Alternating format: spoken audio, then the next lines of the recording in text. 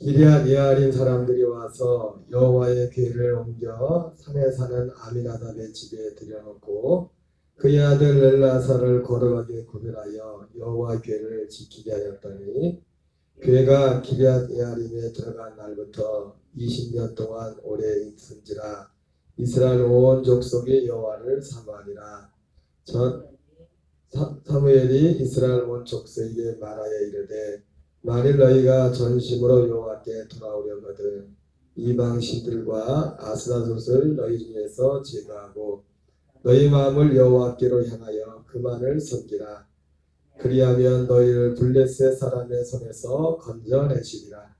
이에 이스라엘 자손이 바알들과 아스라롯을 제거하고 여호와만 섬기리라.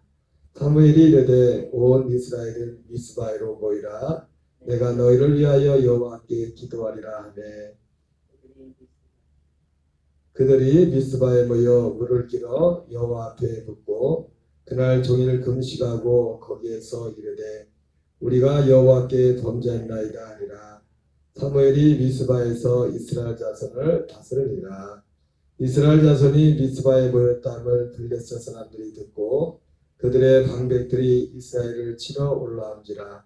이스라엘 자손들이 듣고 블레셋 사람들을 두려워하여 이스라엘 자손이 사무엘에게 이르되 당신은 우리를 위하여 우리 하나님 여호와께 쉬지 말고 부르짖어 우리를 블레셋 사람들의 손에서 구원하시게 하소서 하니 사무엘이 젖 먹는 어린 양 하나를 가져다가 온전한 번제를 여호와께 드리고 이스라엘을 위하여 여호와께 부르짖매 여호와께서 응답하셨더라.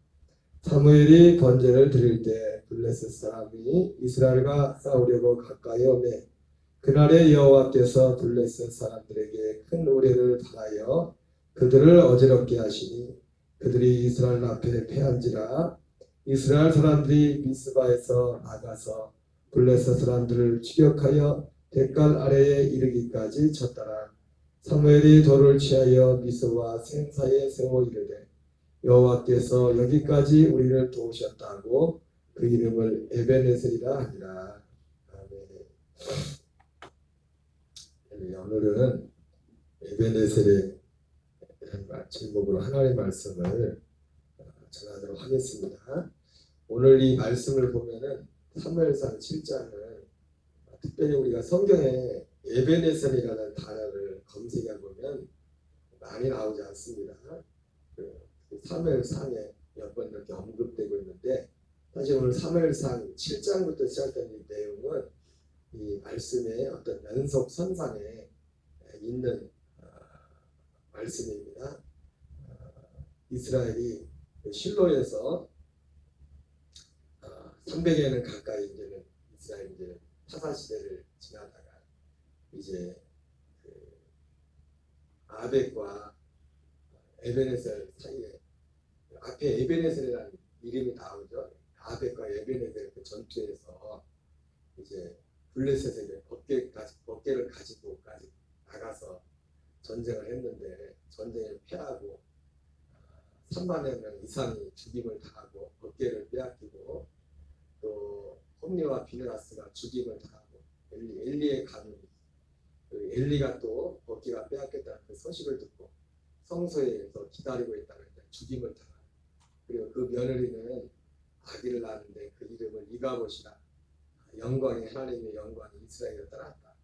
완전히 한 가문을 통하여 한 가문의 전쟁과 한 가문의 실패를 통하여 이스라엘이 완전히 그냥 나락에까지 떨어진 그런 모습이 묘사되어 있습니다. 그리고 그 중심에 아벡과 에베네셀이라는 그 전투가 있었습니다. 그곳에 에베네셀이라는 이름이 나옵니다. 그래서 이 이야기의 전개는 그렇게 아벡과 에베네셀 전투에서 이스라엘이 패하고 이제 법궤를 빼앗기고 나서 법궤가 블레셋의 도시를 순회하죠. 의도되지 않았는데 그들이 보통 이제 중동 지역에서는 전쟁에서 승리를 하면 그 패전국의 신들을 갖다 자기 이 성전 신전 안에다가 그 신들 보통 이방 신들은 그 모양이 있잖아요. 신상이 있잖아요. 신상이. 하나님은 이스라엘은 신상은 없죠, 그죠? 신상이 있는 게 아니라 법계를 이제 메고 다니면 거기에 임자는 의미가 있지. 지금 신상이 아니죠. 신상이 아닌데 그래서 법계를 가져다가 다곤의 신상 앞에 거의 발 앞에 무릎을 꿇게 하는 거죠. 무릎 끌어안아서 하는 거죠. 전에 패전국의 신들을 갖다가 그렇게 하는 풍습이 있어서 그 법계를 갖다가 이제 다곤의 신상에 봤는데 그 다음날 일어나 봤더니 무릎 꿇어 시켜놨던 그 다곤의 신상이 다 박살이 나고 난리가 났습니다. 그리고 사람들한테 이제 병이 생기고 그러니까 그걸 급하게 이제 에그로로 가져가고 가드로 가져가고 가드에 갔더니 가드도 똑같이 그리고 그걸 에그로로 가져가고 근데 거기에 그 수많은 전염병이 생기고 심지어 성경에 보니까 그 사람들의 은밀한 곳에 하나님이고 좋은 길을 하게 했다고 그런 표현들도 있는데 그렇게 해가지고 이 이스라엘 그 블레셋 사람들이 방백들이 거기에 거기 성경에는 주로 이제 에그론하고 가드하고 앞에 아스돗하고 가드하고 에그론이란 이 세 도시가 나오지만 대표적인 도시가 5도시였죠. 아스글론하고 또 한 도시가 가사 한 도시가 나오는데 다섯 도시 방백들이 회의를 거쳐가지고 이거 그들이 마지막 테스트를 하죠. 이게 진짜 이 세 도시 가는마다 이 법계가 가는 곳마다 다 그런 일이 일어나니까 이거 우연이냐 아니면 진짜 이스라엘의 그 법계 가전 그 법계 때문에 그런 것이냐 그걸 테스트하기 위해서 이제 그들이 모여가지고 도시에 이제 블레셋의 대표적인 5도시에서 도시를 대표해서 그 하나님 앞에 속죄물을 준비하고 금지 그 어떤 쥐를 그 5개씩을 대표적으로 5도시를 대표해서 그걸 준비해가지고 그리고 젖되지 않은 그 소를 염소를 2마리를 준비해가지고 이제는 베센 우리가 잘 아는 베센에스를 향해서 이제는 올라가도록 합니다. 그리고 이제 그래서 저 소들이 그대로 어깨를 수에 싣고서 그대로 가면은 이건 진짜 이 법계 때문에 하나님으로 인해서 이곳에 재앙이 내린 것이고 아니면 곧바로 가지 않고 돌아오면은 이건 위험이 일어난 거지. 또 그럴 것이 베세메스로 그들이 있는 그 지역에서 블레셋 지역에서 베세메스로 올라가는 것은 지형 자체가 지금 블레셋이 있는 곳에서 그러니까 서쪽에서 동쪽으로 가는 겁니다. 서쪽에서 동쪽으로 가는 건데 방향이 그 방향 자체가 오히려 동쪽으로 갈수록 높아지는 겁니다. 높아지는 거예요. 자연적으로 하면은 소가 같은 짐승일 그걸 메고서 위로 가겠다고 힘들어서 그리고 문제는 뭐예요? 뒤에는 지 새끼들이 있단 말이에요. 새끼들. 이 두 가지고 한 가지만 봐도 그렇지만 두 가지를 두면 당연히 이 소들이 어디로 가겠어요? 그냥 놔두면? 가라고 하면 지들이 새끼들 있는 데로 가겠죠. 그리고 높은 데로 고사하면서 그 원두백인 걸 왜 가겠어요? 힘든데. 근데 이 소들이 우리 어떤 자연적인 어떤 반응을 하는 것이 아니라 소들이 그 블레셋 방백들의 기대와는 다르게 베스메스로 곧장 가요. 곧장 가면서도 성경에 재미있는 표현이 있죠. 울면서 같아. 울면서 많은 목사님들이 그 장면을 굉장히 이제 이 말씀을 하면서 언급하고 하는데 그 두 소가 성령의 충만함을 받았다. 저거 자연적인 본성에서 이 일반적인 생각으로는 절대로 저거 멀쩡한 생각으로는 저기 못 올라간다. 저기 가면 새끼들한테 가서 여기서 어떻게 새끼들 놔두고 거기를 그냥 가냐. 올라갑니다. 올라가서 그래서 이스라엘 백성들 그래서 이제 그것도 마지막까지 가가지고 이제 그 수레를 불태워서 거기에 이제 그 소들을 마지막 제물까지 드리고 베세메스의 법궤를 갔는데 베세메스에서 베세베 사람들 뭔가 하고 신경 쳐다보다가 죽임을 많은 사람들이 죽임을 당해가지고 그 법궤를 다시 기럇 예아림이라는 곳에 이제 갖다 놓거든요. 그래서 기럇 예아림이라는 곳에 그 이후로 한 20여 년 동안 이 법궤가 머무르게 되고, 그게 그 연속 선상에서 지금 오늘 이 사무엘상 7장에 지금 그 내용을 7장 1절에 그 내용을 언급하면서 이제 사무엘이 미스바에서 이제 대성회를, 이스라엘 대성회를 여는, 요즘으로 하면 뭐 대부흥성회 연합 집회 같은 그런 거겠죠. 옛날에 서울에서 뭐 100만 명이 생겨, 우리 저희는 거기 가보지도 못하고 들어보기만 했지만 빌리그레임 목사에 봤을 때 100만 명 이상이 그 여의도에 모여가지고 하나님 앞에 이 백성을 축복해달라고 회개하면서 이 나라의 복음을 위해 기도했던 것처럼 마치 그런 비슷한 집회를 미스바 대성회라고 해요. 그래서 지금도 요즘은 잘 그 말을 안 붙이는데, 옛날에 부흥사들이나 목사들은 이런 대형 집회를 할 때 미스바 대성회라고 했어요. 회개 집회. 이스라엘 백성들이 방금 전까지 바로 기럇 예아림의 법궤가 이르기까지 이스라엘이 실로의 성소가 파괴되고 불타고 법궤가 빼앗기고 수많은 아들들이 죽고 제사장이 죽고 그런 어떤 수치와 어떤 고통의 시간에 그들이 하나님 앞에 나와서 회개하면서 기도했던 그 미스바 대성회.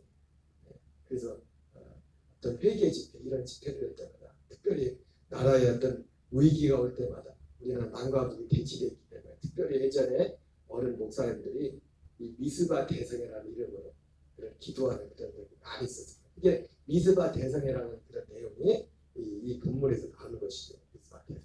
근데 우리가 이 말씀을 보다 보면 여기에 에베네셀이라는 단어가, 이름이 에베네셀이라는 이름이 두 번, 세 번, 정확히 한 세 번 정도 나옵니다. 그 앞에 두 번 나오고 오늘 이 사무엘상 이제 7장에 나오는데, 근데 우리가 이 본문을 그냥 보면은 우리가 두 가지 생각이, 에베네셀이라는 이름에 대해서 오늘 이 지명, 이건 지명이 됐죠. 지명이잖아요. 어떤 이름이 어떤 지역의 어떤 장소에 대한 이름을 이렇게 붙이게 되는데, 그냥 이 본문을 보면은 우리가 그냥 아무 생각 없이 보지만은 다 의문을 가질 수가 있어요. 뭐냐면 이 에베네셀이라는 이름이 오늘 사무엘상 7장에서 그 앞에도 에베네셀이라는 이름이 나오잖아요. 그죠?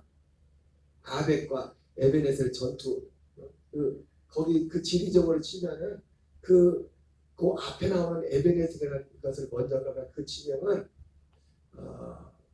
지금 이제 블레셋이 이제는 지금 실로를, 지난 말씀했지만 타다시대의 실로는 왕국 시대의 예루살렘과 같은 곳이었습니다. 이해하셨죠, 그죠?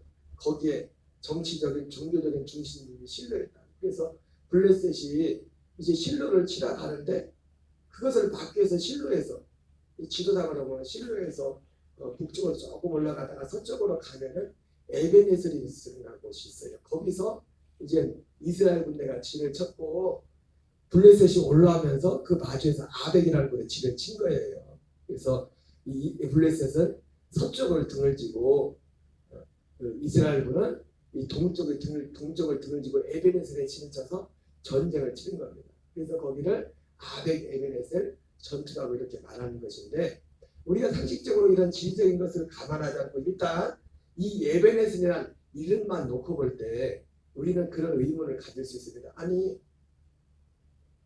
에베네셀이라는 이름이 지금 시간적으로 보면은 지금 아벡 에베네셀 전투가 먼저거든요. 그죠? 그건 알죠, 그죠? 우리가 이걸 보더라도 먼저잖아요. 먼저인데 거기서 에베네셀이라는 이름이 나오는데, 지금 뒤에 또 에베네셀이라는 이름이 없었던 이름을 에베네셀이라는 이름을 만드는.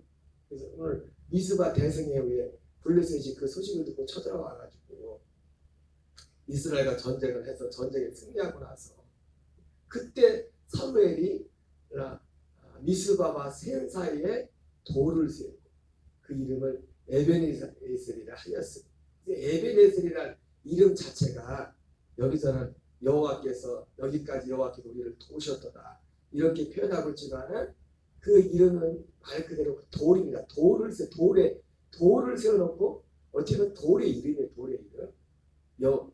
도움의 도예요. 도움의 도. 나중에는 그것이 어떤 지경이 되는 거죠. 어떤 지경이 되는 것인데 우리가 그냥 어떤 지리적인 것은 감안하지 않더라도 그 순서를 놓고 볼 때, 시간적인 순서를 놓고 볼 때 앞에서 에베네스라는 이름이 지역이 있었는데 아니 뒤에 와서 또 이제 와서 에베네스라는 이름을 지었다. 일단 이걸 놓고 생각해 볼 때 우리는 의아할 수가 있습니다. 방금 저기 에베네스 나왔는데 왜 이제 여기서 에베네스 이름을 지었다. 분명히 이게 뒤에 나온 건데 그럴까? 이렇게 의아할 수 있는데 물론 그것은 기본적으로 우리가 어떤 표현상에서 그렇게 이해해도 됩니다. 우리가 그 성경에 보면 요한복음에 보면 요한복음 11장과 12장에 보면 13장에 11장에 어떤 내용이 나오냐면은 11장에 어떤 내용이 나오죠? 죽은 나사로가 살아난 내용이 나오죠. 11장 예수님이 베다니에서. 그리고 13장에 또 베다니가 나옵니다. 베다니가 나오는데 그 11장에 죽은 나사로가 살아난 사건 그게 순서상 먼저 있죠. 먼저. 그리고 시간적으로 그리고 그 요한복음 13장에 나오는 거기는 어떤 내용이 나오면은 13장에 아니라 12장에 죄송합니다. 11장에는 죽은 나사로가 살아난 사건이 기록되어 있고 베다니에서 일어나는 겁니다. 12장에서는 어떤 사건이 합니까? 그 나사로의 누이 마리아가 향유를 주께 드린 그 사건이 나와요. 근데 그 성경을 기록하는데 표현하는데 요한복음 11장에서 뭐라고 하냐면 1장, 2장, 2절에 이렇게 넘어가면서 나사로가 이제 병든 그런 내용이 나오는데 그 나사로에 대해서 설명하기 이렇게 말해요. 2절인가에서 이 나사로는 그 예수님께 향유를 부은 마리아의 오라비라 그렇게 나와요. 그러니까 그걸 보면은 아니 뭐가 먼저인가요? 뭐가 향유를 부은 게 그거 보면은 꼭 뭐 같아요? 지금 죽은 나사로를 살리는 사건보다 뭐가 먼저 같아요? 마리아가 향유를 부은 게 먼저 것처럼 꼭 그거만 보면 그런 느낌이잖아요. 그잖아요. 안 그래요? 요한복음 11장 1절 2절만 보면은 이 죽은 주님의 사랑하는 그 나사로가 병이 들었는데 죽게 됐는데 이 나사로는 예수님께 자기 옥합을 깨뜨려 향유를 들은 마리아의 오라비다 이렇게 나와요. 그러면 그 죽을 병 걸리기 전에 먼저 사건이 뭐가 있었던 거예요? 뭐가 있었던 거예요? 네? 향유를 부은 사건이 먼저 있었던 거잖아요. 그러니까 그 얘기를 하는 거잖아요. 그렇죠? 그렇게 느낄 수 있죠. 근데 분명한 사건 뭡니까? 분명한 거는 향유를 주님께 드린 그 사건보다 그 죽은 나사로를 살린 사건이 훨씬 몇 달 전에 있었던 거예요. 그러면 성경을 왜 그렇게 기록한 거예요? 다 아니까. 다 지나간 얘기니까. 다 지나간 얘기니까 지나간 사람이 볼 때는 지금 현재 입장에 이렇게 볼 때는 그게 그거란 말이에요. 순서에 그게 문제가 아니라 지나간 사람이 볼 때는 지금 두 가지 사건을 지금 다 알고 있는 거잖아요. 그죠? 두 가지 사건이 다 지나고 나서 기록을 했기 때문에 그냥 처음 읽는 사람 입장에서 볼 때는 그 요한복음 11장에 나오는 그 사건이 마치 그 문장만 보면 그러면 마리아가 향유를 예수님께 드렸던 그 사건이 먼저인가 보네. 나사로를 살렸던 것보다 그렇게 그냥 이해할 수 있단 말이에요. 그런데 그게 아니라 순서는 그 나사로가 죽었다 살아난 게 그게 먼저고 그 다음 향유 값을 깨뜨려 드리는 거지. 그거는 그 나사로가 죽었다 사는 것은 수전절 그 앞에 요한복음 이제 수전절 이후에 겨울 그때쯤에 이제 나사로가 죽지 않습니까? 몇 달 전이란 말이에요. 그리고 향유 값을 깨뜨려 예수님께 드리는 것은 6월절 그 기간에 일어나는 거예요. 예수님 십자가 달리기 그 일주일도 안 되는 그 며칠 그 사이에 일어나는 거예요. 근데도 성경이 그렇게 기록을 한 것은 왜 그래요? 기록하는 사람 입장에서 볼 때 다 아는 사건이기 때문에 그냥 그 나사로라는 사람이 어떤 사람인가를 더 구체적으로 하기 위해서 거기에 성경을 기록한 겁니다. 예, 그런 시점에서 볼 때 오늘 우리가 기본적으로 에베네셀이라는 이 지역도 방금 전에 에베네셀이 나왔는데 이제 에베네셀이라는 이름을 짓네. 이렇게 생각할 수 있죠, 그죠? 그래 안 그래요? 새벽부터 너무 복잡한 말씀을 드린 건가? 그렇게 말씀할 수 있잖아요. 그렇게 이해할 수 있단 말이에요. 그래서 대부분 어떤 많은 학자들은 또 그렇게 말씀을 합니다. 이 에베네셀이라는 이 지명에 대해서 좀 앞에서 아벡 에베네셀 전투를 치렀는데 에베네셀이 나오는데 이제서야 그 이후의 사건 가운데 에베네셀이라는 이름을 지었다. 그래서 그것을 방금 설명했던 것처럼 그런 논리로 이미 다 이 성경에 기록한 사람 입장에서 볼 때는 이미 다 아는 것이기 때문에, 그러니까 사실은 많은 면에서 보면, 성경에서 보면은 많은 부분에서 보면은 그리고 실제로 여기도 똑같은 거 봅니까? 지금 앞에서 나오는 사건과 지금 미스바 대성에 나오는 이 사건은 시간 순서상으로 그대로 이게 맞는 겁니다. 마치 요한복음 11장과 12장이 그 사건은 그대로 순서가 맞는 것처럼.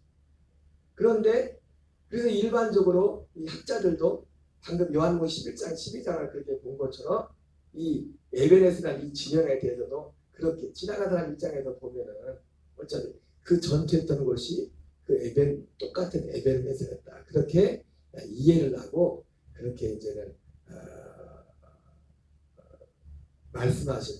말하는 그런 분들이 또 많이 있습니다. 그런데 분명한 건 뭐냐면 이 에베네셀은 물론 학자들도 이것을 정확히 하지는 않지만은 사실은 이 에베네셀이라는 것은 지리적으로 볼 때 이 아벡 에베네셀 전투를 치는 것과는 좀 다른 지역이라고 볼 수 있어요. 마치 성경에도 여러분 이름이 똑같은 동명이지라는 곳이 동명이지라는 게 있는데 이름이 똑같은데 지역은 다른 곳이 나옵니다. 마치 여기도 보면은 우리나라도 이름이 제가 집이 서산시 부석면인데 부석사라는 절이 있거든요.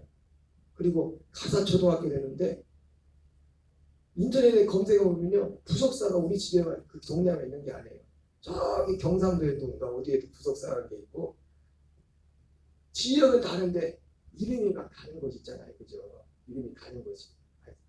이름은 똑같은데 지역은 다른 거지. 성경에도 그런 지역이 많아요. 성경에 그런 지역. 그러니까 저는 이 성경을 볼 때 똑같은 지역이 아니다. 요한복음에 나온 것은 똑같은 거죠. 똑같은 장소고 똑같은 형제들 거기서 일어나는 것인데 시간이 지나고는 입장에서 이 성경 기록한 사람 입장에서 볼 때는 그걸 두 개를 다 알고 썼기 때문에 그냥 그렇게 쓴 것이고 오늘 성경에 나오는 이 본문은 그것이 아니라 똑같은 장소가 아니에요. 실제로 지리적으로 지도를 볼 때도 오늘 그 미스바 대성에서 끝나고 블레셋과 전쟁 후에 돌 하나를 취해가지고 그 돌을 에베네셀이라고 했잖아요. 거기다 취해서 놓고 기념비를 세우면서 여호와께서 여기까지 우리를 도우셨도다 이렇게 말하면서 그러면서 여기를 미스바와 이 돌을 세운 이 기념비를 세운 지역을 명시하고 있어요. 미스바와 센 사이에 돌을 세우고. 근데 제가 센을 아무리 찾아봐도 지도상에 보통 이제는 지리 공부하는 그런 데는 센이라는 곳이 언급하거든요. 근데 센이라는 곳이 나오질 않아요. 그런데 지리적으로 볼 때 여기 보면은 이스라엘은 땅이 좁거든요. 너무 흐리게 나왔네.